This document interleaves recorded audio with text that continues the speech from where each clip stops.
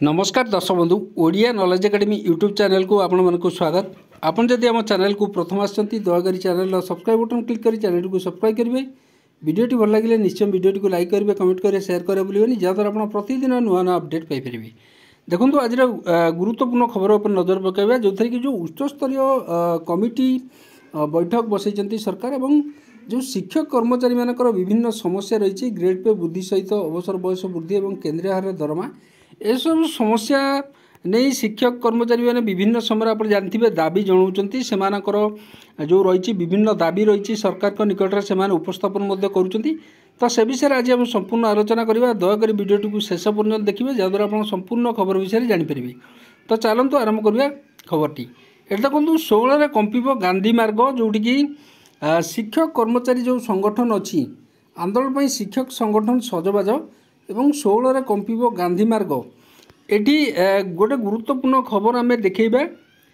आसंता 16 तारिख में राजधानी गांधी मार्ग कंपिब दाबी हासिल पर जो आंदोलन करेंगे बहु शिक्षक संगठन जो मानकर विभिन्न समस्या रही दाबी रही ताकू नहीं से आंदोलन करेंगे।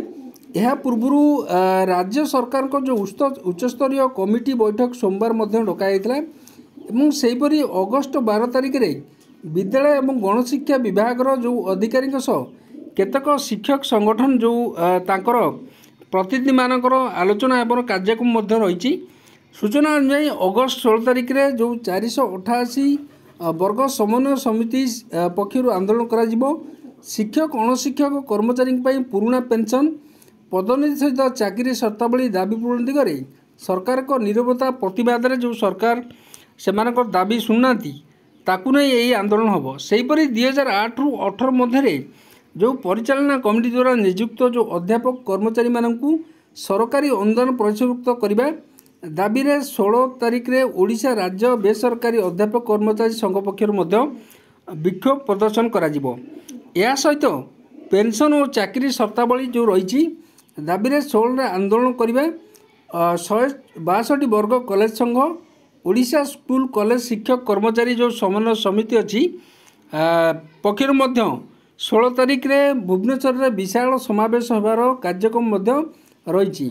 एतद्व्यतीत आउरी शिक्षक संगठन 16 तारिख में भुवनेश्वर गांधी मार्ग में आंदोलन पर प्रस्तुत करिसेंती। तो अन्य पक्षे राज्य सरकार को उच्चस्तरीय कमिटी बैठक सोमवार बसिबो जोटिकी साधारण प्रशासन और साधारण अभियोग विभाग अतिरिक्त मुख्य शासन सचिव अध्यक्षतार लोकसभा भवन में इस्पात और खनिज विभाग सम्मिलन कक्ष में यही बैठक बसिबो बोली जनापड़ी। बैठक में विभिन्न शिक्षक संगठन दाबीगुड़ी उपर आलोचना होबार संभावना रही।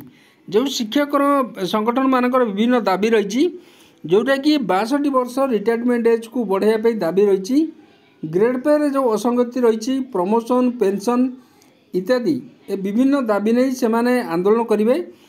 तो ये शिक्षक मानकर जो विभिन्न समस्या अच्छी से बहुत दिन या सरकार को दृष्टिगोचर को आनी सरकार को दृष्टि को आणुचंती विभिन्न समस्या सरकार बाकी रहा से दाबी गुड़िक केवे पूरण करेंगे सरकार को निर्भर करे। तो आज रही गुरुत्वपूर्ण खबरटी जदि खबरटी आपको भल लगे दयाकोरी निश्चय आम चैनल को सब्सक्राइब करेंगे, वीडियो को लाइक करेंगे, कमेंट करेंगे, शेयर करेंगे भूलिए जहाँद्वारा आप प्रतिदिन नुआ नुआ अपडेट पाइपर। धन्यवाद।